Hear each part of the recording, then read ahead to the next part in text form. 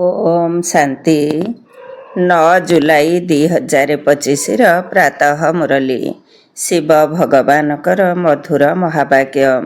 शिव बाबा कहते मिठे बच्चे बाबा तुम मानकु ज्ञान रत्न देवाई आसिछंती। तुम मानकु जहाँ भी शुणाउछंती बा बुझाउछंती ताहा ही हेउछि ज्ञान। यही ज्ञान रत्न ज्ञान सागरक व्यतीत अन्य केही देई परिबे नाही। बाबा तुम मानकु ज्ञान रत्न देवाई आसिछंती। तुम मानकु जहाँ भी शुणाउछंती बा बुझाउछंती ताहा ही हेउछि ज्ञान। यही ज्ञान रत्न ज्ञान सागरक व्यतीत अन्य केही देई परिबे नाही। प्रश्न, आत्मार महत्व कम हेबार मुख्य कारण कौन? आत्मार महत्व कम हेबार मुख्य कारण कौन? उत्तर, विकार गुड़िकर खाद मिसिबा कारणरू ही आत्मार महत्व कम हो जाइछि। जेपरी सुनारे खाद मिसाई अलंकार तैयारी करुछंती सेथिपाई ताहार मूल्य कम हो जाउछि। सेहीपरि आत्मा जे कि असली सुना अटे सेथिरे जेतेबळे अपवित्रतार खाद मिसुछि सेतेबळे तार मूल्य कम हो जाउछि। वर्तमान समय रे तमह प्रधान आत्मार कौनसी मूल्य नाही। शरीरर मध्य किछि मूल्य नाही। एबे तुमर आत्मा एवं शरीर उभय जोगबल द्वारा मूल्यवान हेउछि। गीत, यह कौन आज आया सबरे सबरे मेरे मन की द्वारे। ओम शांति। मधुर आत्मिक रुहानी संतान मानकु बाबा बसी बुझाउछंती एवं बाबा को मने पकाइबार उपाय मध्य बताउछंती। संतान माने बसिछंती। संतान मानकर हृदय रे अछि जे शिव भोला बाबा आसिछंती। धरिनिय अध घंटा शांति रे बसी जाउछंती, कथा कहूनाहांती। तेबे तुम मानक अंतरात्मा कहिब जे शिव बाबा किछि कुहंतु। जानिछ शिव बाबा ब्रह्मा बाबांक भ्रुकुटी रे विराजमान अछंती किंतु कथा कहूनाहांती। एहा मध्य तुम मानकर यादर यात्रा अटेना। बुद्धि रे शिव बाबा ही मने अछंती। मन भितरे भाबुछ जे बाबा किछि कुहंतु, ज्ञान रत्न दियंतु। बाबा तुम मानकु ज्ञान रत्न देबाकु ही आसुछंती। से ज्ञानर सागर अटंती ना। कहउछंती संतान माने देही अभिमानी होई रुह, बाबा को याद कर, एहा हेउछि ज्ञान। बाबा कहउछंती एही ड्रामार चक्र को, सीढ़ीर चित्र को एवं बाबा को याद कर, एहा ही हेउछि ज्ञान। बाबा जहा किछि बुझाउछंती ताहाकु ज्ञान कुहा जाउछि। यादर यात्रा विषय रे मध्य बुझाउछंती, एहा सबु हेउछि ज्ञान रत्न। बाबा जोगयुक्त रहिबा पई जहा बुझाउछंती एही रत्न बहुत भल अटे। बाबा कहउछंती निजर 84 जन्म को मने पकाओ। तुमे माने पवित्र अवस्था रे आसीथिल, पुनः पवित्र होई घर को जिबाकू हेबो। कर्मातीत अवस्था को प्राप्त करिबाकू हेबो एवं बाबांक ठारू संपूर्ण संपत्ति नेबाकू हेबो। ताहा सेतेबळे मिलिबो जेतेबळे आत्मा जोगर बल द्वारा सत प्रधान होइजिबो। यही अक्षर बहुत महत्वपूर्ण अटे, नोट करिबा दरकार। आत्मारे ही धारण होइथाए। यही शरीर तो अंग प्रत्यंगर मिश्रण अटे जहा विनाश होई जाउछि। संस्कार भल बा खराप आत्मारे ही भरी जाइथाए। बाबांक भितरे मध्य सृष्टिर आदि मध्य अंतर ज्ञानर संस्कार भरी रहिछि। सेथिपाई तांकु नॉलेजफुल बा ज्ञानर भंडार कुहा जाउछि। बाबा यथार्थ रूपे बुझाउछंती 84 चक्र बिल्कुल सहज।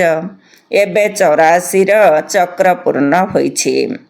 एबे आत्मा मानकु बाबांक पाखकु फेरी जिबाकू हेबो।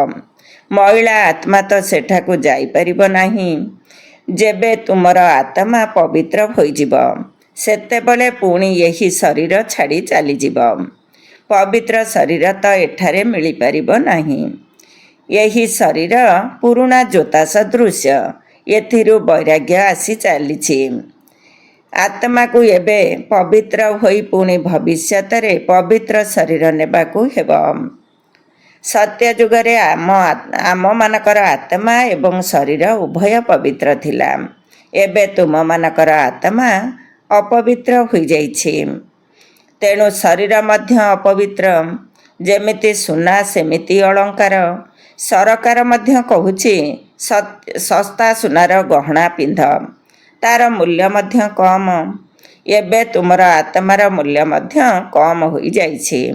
ସେଠାରେ ତୁମମାନଙ୍କର ଆତ୍ମାର କେତେ ମୂଲ୍ୟ ରହୁଛି?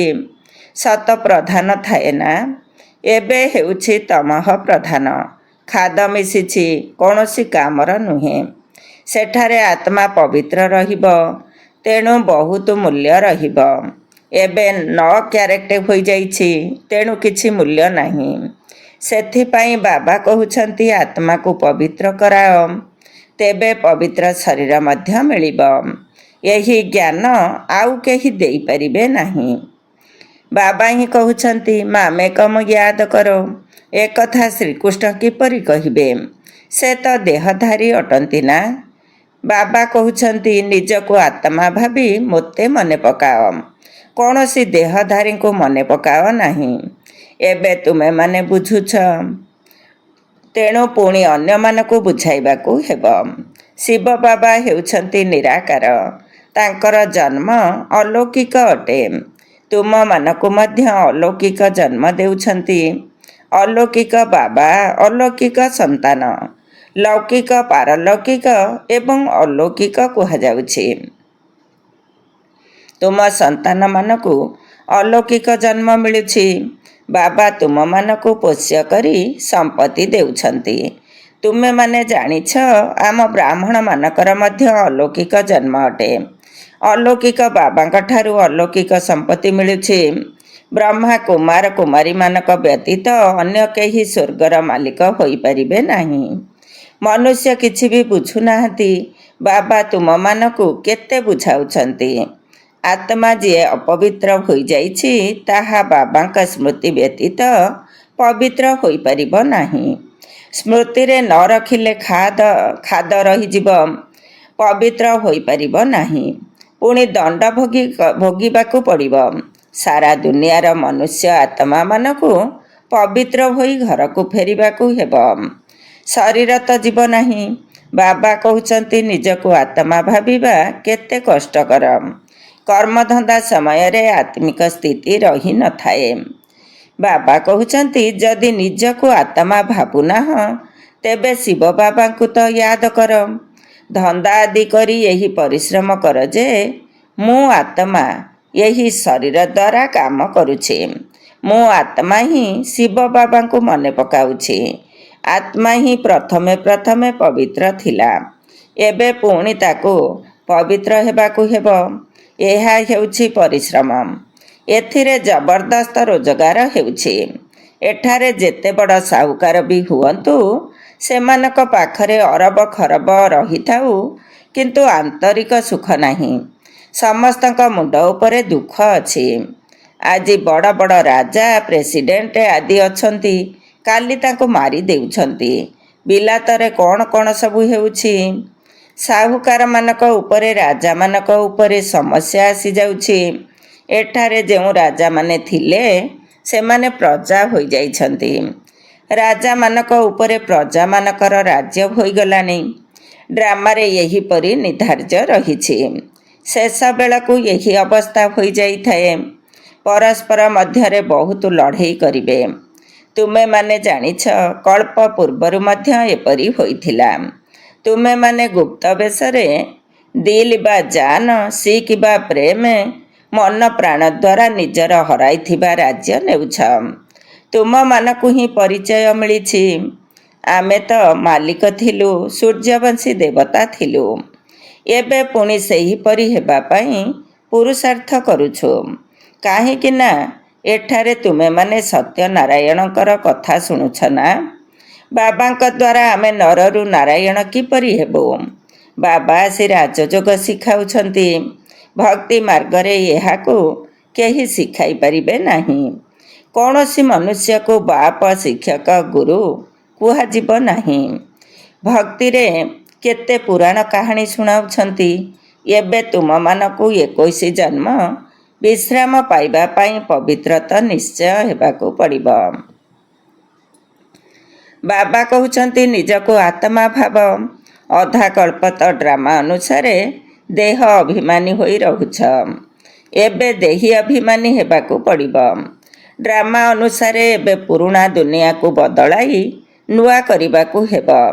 ଦୁନିଆ ତ ଏକ ଅଟେ, ପୁରୁଣା ଦୁନିଆରୁ ପୁଣି ନୂଆ ହେବ। ନୂଆ ଦୁନିଆରେ ନୂଆ ଭାରତ ଥିଲା, ତେଣୁ ସେଠାରେ ଦେବୀ ଦେବତାମାନେ ଥିଲେ। ତୁମେ ଜାଣିଛ ରାଜଧାନୀ ମଧ୍ୟ ଯମୁନା କୂଳରେ ଥିଲା, ଯାହାକୁ ପରିସ୍ଥାନ ମଧ୍ୟ କହୁଥିଲେ। ସେଠାରେ ପ୍ରାକୃତିକ ସୌନ୍ଦର୍ଯ୍ୟ ରହିଥାଏ। ଆତ୍ମା ପବିତ୍ର ହୋଇଗଲେ ପବିତ୍ର ଆତ୍ମାକୁ ଶରୀର ମଧ୍ୟ ପବିତ୍ର ମିଳିଥାଏ। ବାବା କହୁଛନ୍ତି ମୁଁ ଆସି ତୁମମାନଙ୍କୁ ସୁନ୍ଦର ଦେବୀ ଦେବତା କରାଉଛି। ତୁମେ ସନ୍ତାନମାନେ ନିଜର ଯାଞ୍ଚ କର, ମୋ ପାଖରେ କୌଣସି ଅବଗୁଣ ତ ନାହିଁ। ବାବାଙ୍କ ସ୍ମୃତିରେ ରହୁଛି। ପାଠ ମଧ୍ୟ ପଢ଼ିବାକୁ ହେବ। ଏହା ବହୁତ ଶ୍ରେଷ୍ଠ ପାଠପଢ଼ା। ଗୋଟିଏ ହିଁ ପାଠପଢ଼ା। ସେ ପାଠପଢ଼ାରେ ତ କେତେ ପ୍ରକାରର ପୁସ୍ତକ ପଢ଼ୁଛନ୍ତି। ଏହି ପାଠପଢ଼ା ହେଉଛି ସର୍ବୋଚ୍ଚ। ଶିକ୍ଷକ ମଧ୍ୟ ହେଉଛନ୍ତି ସର୍ବୋଚ୍ଚ ଶିବ ବାବା। ଏପରି ନୁହେଁ ଯେ ଶିବ ବାବା ଏହି ଦୁନିଆର ମାଲିକ ଅଟନ୍ତି। ବିଶ୍ୱର ମାଲିକ ତ ତୁମେମାନେ ହେଉଛ ନା। କେତେ ନୂଆ ନୂଆ ଗୁହ୍ୟ କଥା ବାବା ତୁମମାନଙ୍କୁ ଶୁଣାଉଛନ୍ତି। ମନୁଷ୍ୟ ବୁଝୁଛନ୍ତି ଯେ ପରମାତ୍ମା ସୃଷ୍ଟିର ମାଲିକ ଅଟନ୍ତି। ବାବା ବୁଝାଉଛନ୍ତି ମଧୁର ସନ୍ତାନମାନେ, ମୁଁ ଏହି ସୃଷ୍ଟିର ମାଲିକ ନୁହେଁ। ତୁମେମାନେ ମାଲିକ ହୋଇଥାଅ, ପୁଣି ରାଜ୍ୟ ହରାଇଥାଅ। ପୁଣି ବାବା ଆସି ବିଶ୍ୱର ମାଲିକ କରାଇଥାନ୍ତି। ଏହି ଦୁନିଆକୁ ହିଁ ବିଶ୍ୱ କୁହାଯାଉଛି। ମୂଳବତନ ଅଥବା ସୂକ୍ଷ୍ମବତନର କଥା ନୁହେଁ। ମୂଳବତନରୁ ତୁମେମାନେ ଏଠାକୁ ଆସି 84 ଜନ୍ମର ଚକ୍ର ଲଗାଉଛ। ପୁଣି ବାବାଙ୍କୁ ଆସିବାକୁ ପଡ଼ୁଛି। ଏବେ ପୁଣି ତୁମମାନଙ୍କୁ ପୁରୁଷାର୍ଥ କରାଉଛନ୍ତି ସେହି ପ୍ରାରବ୍ଧ ପାଇବା ପାଇଁ ଯାହା ତୁମେମାନେ ହରାଇଛ। ଏହା ହାର ଜିତର ଖେଳ ଅଟେ ନା। ଏହି ରାବଣ ରାଜ୍ୟ ଖଲାସ ହୋଇଯିବ। ବାବା କେତେ ସହଜ ଯୁକ୍ତି ବୁଝାଉଛନ୍ତି। ବାବା ନିଜେ ବସି ପଢ଼ାଉଛନ୍ତି। ସେଠାରେ ମନୁଷ୍ୟ ମନୁଷ୍ୟକୁ ପଢ଼ାଉଛନ୍ତି। ତୁମେମାନେ ମଧ୍ୟ ମନୁଷ୍ୟ ଅଟ, କିନ୍ତୁ ବାବା ତୁମମାନଙ୍କୁ ବସି ପଢ଼ାଉଛନ୍ତି। ପାଠପଢ଼ାର ସଂସ୍କାର ଆତ୍ମାରେ ହିଁ ରହିଥାଏ। ଏବେ ତୁମେମାନେ ବହୁତ ଜ୍ଞାନବାନ ହୋଇଛ। ଦୁନିଆରେ ସବୁ ହେଲା ଭକ୍ତିର ଜ୍ଞାନ। ରୋଜଗାର ପାଇଁ ମଧ୍ୟ ଜ୍ଞାନ ରହିଛି। ଶାସ୍ତ୍ରର ଜ୍ଞାନ ମଧ୍ୟ ରହିଛି। ଏହା ହେଉଛି ଆତ୍ମିକ ଜ୍ଞାନ। ତୁମ ଆତ୍ମାକୁ ରୁହାନୀ ବାବା ବସି ଜ୍ଞାନ ଶୁଣାଉଛନ୍ତି। 5000 ବର୍ଷ ପୂର୍ବରୁ ମଧ୍ୟ ତୁମେମାନେ ଶୁଣିଥିଲ। ସାରା ମନୁଷ୍ୟ ସୃଷ୍ଟିରେ ଏପରି କେହି କେବେ ପଢ଼ାଇ ନଥିବେ। ଏକଥା କାହାକୁ ହେଲେ ଜଣା ନାହିଁ। ଈଶ୍ୱର କିପରି ପଢ଼ାଇଥାନ୍ତି? ତୁମେ ସନ୍ତାନମାନେ ଜାଣୁଛ, ଏହି ପାଠପଢ଼ା ଦ୍ୱାରା ରାଜଧାନୀ ସ୍ଥାପନ ହେଉଛି। ଯିଏ ଭଲ ଭାବରେ ପଢ଼ି ଶ୍ରୀମତରେ ଚାଲୁଛନ୍ତି, ସେ ଉଚ୍ଚ ପଦ ଅଧିକାରୀ ହେଉଛନ୍ତି। କିନ୍ତୁ ଯେଉଁମାନେ ଯାଇ ବାବାଙ୍କର ନିନ୍ଦା କରାଉଛନ୍ତି, ହାତ ଛାଡ଼ି ଦେଉଛନ୍ତି, ସେ ପ୍ରଜାରେ ବହୁତ ନିଚ ପଦ ପାଇବେ। ବାବା ତ ଗୋଟିଏ ପାଠ ପଢ଼ାଉଛନ୍ତି। ପାଠପଢ଼ାରେ କେତେ ସୁଯୋଗ ରହିଛି। ଦୈବୀ ରାଜଧାନୀ ଥିଲା ନା। ଏକମାତ୍ର ବାବା ହିଁ ଏଠାକୁ ଆସି ରାଜଧାନୀ ସ୍ଥାପନ କରୁଛନ୍ତି। ବାକି ଏସବୁ ବିନାଶ ହୋଇଯିବ। ବାବା କହୁଛନ୍ତି ପିଲାମାନେ, ଏବେ ଜଲ୍ଦି ପ୍ରସ୍ତୁତି କର। ଭୁଲ ଭଟକାରେ ସମୟ ନଷ୍ଟ କର ନାହିଁ। ବାବାଙ୍କୁ ମନେ ନ ପକାଇବା ଦ୍ୱାରା ବହୁତ ମୂଲ୍ୟବାନ ସମୟ ନଷ୍ଟ ହୋଇଯାଇଛି। ଶରୀର ନିର୍ବାହ ଅର୍ଥେ ଧନ୍ଦା ଆଦି ଭଲେ କର, କିନ୍ତୁ ହାତ କାର ଡେ ଦିଲିଆର ଡେ, ଅର୍ଥାତ କାମଧନ୍ଦା କରି ବୁଦ୍ଧିରେ ପରମାତ୍ମାକୁ ମନେ ପକାଅ। ବାବା କହୁଛନ୍ତି ମୋତେ ୟାଦ କର, ତେବେ ତୁମମାନଙ୍କୁ ରାଜତ୍ୱ ମିଳିଯିବ। ଖୁଦା ଦୋସ୍ତର କାହାଣୀ ମଧ୍ୟ ଶୁଣିଛ ନା। ଆଲ୍ଲା ଅବଲଦିନର ନାଟକ ମଧ୍ୟ ଦେଖାଉଛନ୍ତି। ଠକ୍ ଠକ୍ କରିବା ଦ୍ୱାରା ସମ୍ପତ୍ତି ବାହାରି ଆସିଲା। ଏବେ ତୁମେ ସନ୍ତାନମାନେ ଜାଣୁଛ, ଆଲ୍ଲା ତୁମକୁ ଜ୍ଞାନର ଠକ୍ ଠକ୍ କରିବା ଦ୍ୱାରା କ'ଣରୁ କ'ଣ କରୁଛନ୍ତି। ତୁରନ୍ତ ଦିବ୍ୟ ଦୃଷ୍ଟି ଦ୍ୱାରା ବୈକୁଣ୍ଠକୁ ଚାଲି ଯାଉଛ। ଆଗରୁ କନ୍ୟାମାନେ ପରସ୍ପର ମଧ୍ୟରେ ମିଳିମିଶି ବସୁଥିଲେ, ପୁଣି ସ୍ୱତଃ ଧ୍ୟାନରେ ଚାଲି ଯାଉଥିଲେ, ପୁଣି ତାକୁ ଯାଦୁ କହିଦେଉଥିଲେ, ତେଣୁ ତାହା ବନ୍ଦ କରିଦେଲେ। ତେବେ ଏସବୁ ଏହି ସମୟର କଥା ଅଟେ। ହାତ ମତାଇର ମଧ୍ୟ କାହାଣୀ ରହିଛି। ମୁହଲରା ବା ଗୋଲି ମୁଖରେ ପକାଇବାରୁ ମାୟା ଉଭେଇ ଯାଉଥିଲା। ଗୋଲି ବାହାର କରିବା ଦ୍ୱାରା ମାୟା ଆସିଯାଉଥିଲା। ଏହାର ରହସ୍ୟ କେହି ବୁଝିପାରିବେ ନାହିଁ। ବାବା କହୁଛନ୍ତି, ପିଲାମାନେ, ମୁଖରେ ମୁହଲରା ପକାଇ ରଖ। ତୁମେମାନେ ସବୁ ଶାନ୍ତିର ସାଗର ଅଟ। ଆତ୍ମା ନିଜ ସ୍ୱଧର୍ମରେ ଶାନ୍ତିରେ ରହିଥାଏ। ସତ୍ୟ ଯୁଗରେ ମଧ୍ୟ ଜାଣିଥାନ୍ତି ଯେ ଆମେ ହେଉଛୁ ଆତ୍ମା। ବାକି ପରମାତ୍ମା ବାବାଙ୍କୁ କେହି ହେଲେ ଜାଣିବେ ନାହିଁ। କେବେ କେହି ବି ପଚାରିଲେ କୁହ, ସେଠାରେ ବିକାରର ନାମ ରହିବ ନାହିଁ। ତାହା ହେଉଛି ନିର୍ବିକାରୀ ଦୁନିଆ। 5 ବିକାର ସେଠାରେ ରହିବ ନାହିଁ। ଦେହ ଅଭିମାନ ହିଁ ନାହିଁ। ମାୟାର ରାଜ୍ୟରେ ଦେହ ଅଭିମାନୀ ହୋଇଥାନ୍ତି। ସେଠାରେ ମୋହଜିତ ହେବେ। ଏହି ପୁରୁଣା ଦୁନିଆରୁ ନଷ୍ଟମହା ହେବାକୁ ପଡ଼ିବ। ଯେଉଁମାନେ ଘରଦ୍ୱାର ଛାଡ଼ୁଛନ୍ତି ତାଙ୍କର ବୈରାଗ୍ୟ ଆସୁଛି। ତୁମମାନଙ୍କୁ ତ ଘରଦ୍ୱାର ଛାଡ଼ିବାର ନାହିଁ। ବାବାଙ୍କ ୟାଦରେ ରହି ଏହି ପୁରୁଣା ଶରୀର ଛାଡ଼ି ଘରକୁ ଯିବାକୁ ହେବ। ସମସ୍ତଙ୍କର ହିସାବ କିତାବ ଚୁକ୍ତ ହେବ। ପୁଣି ଘରକୁ ଚାଲିଯିବା। ଏହା କଳ୍ପକଳ୍ପ ହେଉଛି। ତୁମମାନଙ୍କର ବୁଦ୍ଧି ଏବେ ବହୁତ ଦୂରକୁ ଉପରକୁ ଯାଉଛି। ସେମାନେ ଦେଖୁଛନ୍ତି କେଉଁ ପର୍ଯ୍ୟନ୍ତ ସାଗର ରହିଛି, ସୂର୍ଯ୍ୟ ଚନ୍ଦ୍ରରେ କ'ଣ ଅଛି। ଆଗରୁ ବୁଝୁଥିଲେ ଇଏ ଦେବତା ଅଟନ୍ତି। ତୁମେମାନେ କହୁଛ ଏମାନେ ତ ବିଶ୍ୱରୂପୀ ରଙ୍ଗମଞ୍ଚର ବତୀ ଅଟନ୍ତି। ଏଠାରେ ଖେଳ ହେଉଛି, ତେଣୁ ଏହି ବତୀଗୁଡ଼ିକ ମଧ୍ୟ ଏଠାରେ ଅଛନ୍ତି। ମୂଳବତନ ସୂକ୍ଷ୍ମ ବତନରେ ଏସବୁ ନଥାଏ। ସେଠାରେ ଖେଳ ହିଁ ନାହିଁ। ଏହି ଅନାଦି ଖେଳ ଚାଲି ଆସୁଛି। ଚକ୍ର ଘୂରି ଚାଲିଛି। ପ୍ରଳୟ ହେଉନାହିଁ। ଭାରତ ତ ହେଉଛି ଅବିନାଶୀ ଖଣ୍ଡ। ଏଥିରେ ମନୁଷ୍ୟମାନେ ହିଁ ରହିଥାନ୍ତି। ଜଳମୟୀ ହେଉନାହିଁ। ପଶୁପକ୍ଷୀ ଆଦି ଯିଏ ଅଛନ୍ତି ସବୁ ରହିବେ।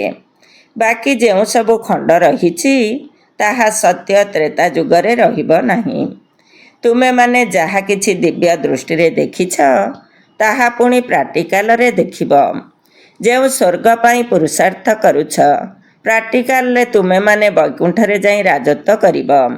ପୁଣି ବି ବାବା କହୁଛନ୍ତି ୟାଦରେ ରହିବା ପାଇଁ ବହୁତ ମେହନତ ରହିଛି। ମାୟା ୟାଦ କରିବାକୁ ଦେଉନାହିଁ। ବହୁତ ସ୍ନେହର ସହିତ ବାବାଙ୍କୁ ୟାଦ କରିବାକୁ ହେବ। ଅଜ୍ଞାନ କାଳରେ ମଧ୍ୟ ସ୍ନେହରେ ପିତାଙ୍କର ମହିମା କରିଥାନ୍ତି। ଆମର ଅମୁକ ଏପରି ଥିଲେ, ଅମୁକ ପଦଧାରୀ ଥିଲେ। ଏବେ ତୁମମାନଙ୍କ ବୁଦ୍ଧିରେ ସାରା ସୃଷ୍ଟିଚକ୍ର ରହିଛି। ସବୁ ଧର୍ମର ଜ୍ଞାନ ରହିଛି। ଯେପରି ସେଠାରେ ଆତ୍ମାମାନଙ୍କର ବୃକ୍ଷ ଅଛି, ଏଠାରେ ପୁଣି ମନୁଷ୍ୟ ସୃଷ୍ଟି ରୂପୀ ବୃକ୍ଷ ରହିଛି। ଗ୍ରେଟ୍ ଗ୍ରେଟ୍ ଗ୍ରାଣ୍ଡ ଫାଦର ଆଦି ପିତା ହେଉଛନ୍ତି ବ୍ରହ୍ମା। ପୁଣି ହେଉଛି ତୁମର ବଂଶାବଳୀ। ସୃଷ୍ଟି ତ ଘୂରି ଚାଲିଛି ନା। ବାବା ବୁଝାଉଛନ୍ତି, ପିଲାମାନେ, ନରରୁ ନାରାୟଣ ହେବାକୁ ହେଲେ ତୁମମାନଙ୍କର କଥା ଅନୁସାରେ କାର୍ଯ୍ୟ ହେବା ଦରକାର। ପ୍ରଥମେ ନିଜ ଅବସ୍ଥାକୁ ଦେଖିବାକୁ ହେବ। ବାବା, ମୁଁ ତ ଆପଣଙ୍କ ଠାରୁ ପୁରା ସମ୍ପତ୍ତି ନେଇ ହିଁ ଛାଡ଼ିବି। ତେଣୁ ସେହିପରି ଚାଲିଚଳଣି ମଧ୍ୟ ହେବା ଦରକାର। ନରରୁ ନାରାୟଣ ହେବାର ଏହା ଏକମାତ୍ର ପାଠପଢ଼ା। ଏହା ତୁମକୁ ବାବା ହିଁ ପଢ଼ାଉଛନ୍ତି। ରାଜାମାନଙ୍କର ରାଜା ତୁମେମାନେ ହିଁ ହେଉଛ। ଏହା ଆଉ କୌଣସି ଖଣ୍ଡରେ ହୁଏ ନାହିଁ। ତୁମେମାନେ ହିଁ ପବିତ୍ର ରାଜା ହେଉଛ।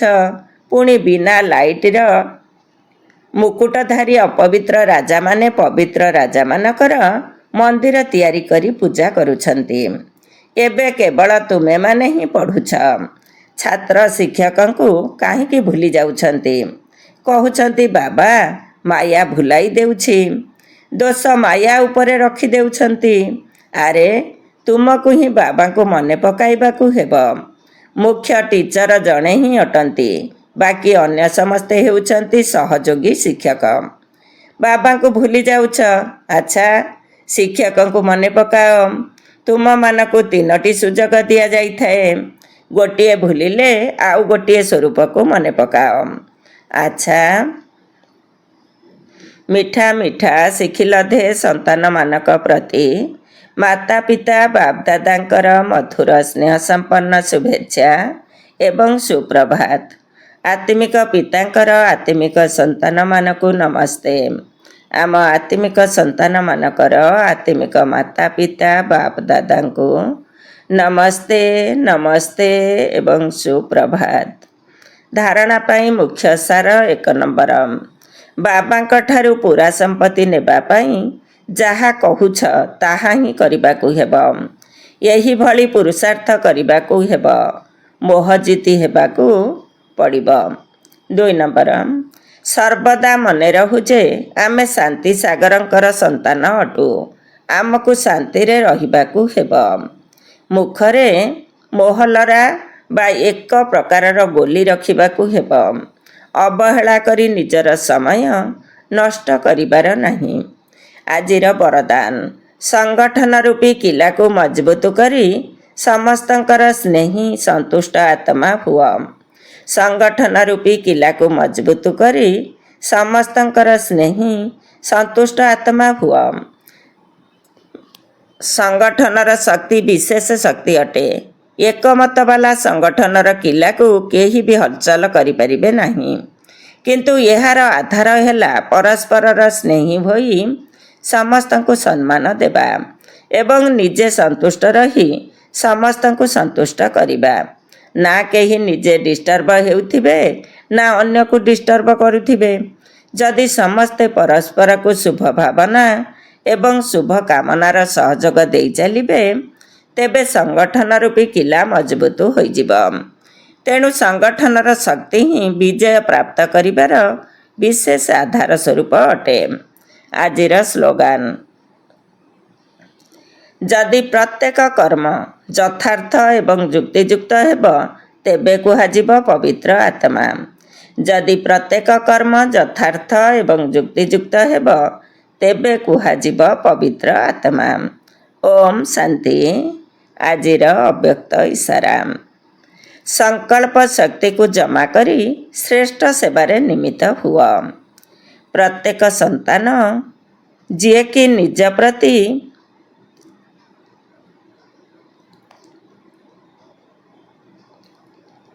ଏବଂ ସେବା ପ୍ରତି ସର୍ବଦା ଭଲ ଭଲ ଉତ୍ସାହଯୁକ୍ତ ସଂକଳ୍ପ କରୁଥାଏ। ଯଥା, ଏବେଠାରୁ ଏଇଆ କରିବି, ଏହିଭଳି କରିବି, ନିଶ୍ଚିତ କରିବି, କରି ଦେଖାଇବି। ଏହିଭଳି ଶ୍ରେଷ୍ଠ ସଂକଳ୍ପର ବୀଜ ଯାହାକୁ ତୁମେମାନେ ନିଜ ଭିତରେ ବପନ କରୁଛ, ସେହି ସଂକଳ୍ପ ରୂପୀ ବୀଜକୁ ବାସ୍ତବ ରୂପ ଦେବା ପାଇଁ ଯଦି ସର୍ବଦା ତାକୁ ପାଳନା ଦେଇ ଚାଲିବ ତେବେ ସେହି ବୀଜ ନିଶ୍ଚିତ ଫଳସ୍ୱରୂପ ହୋଇଯିବ। ଓମ୍ ଶାନ୍ତି।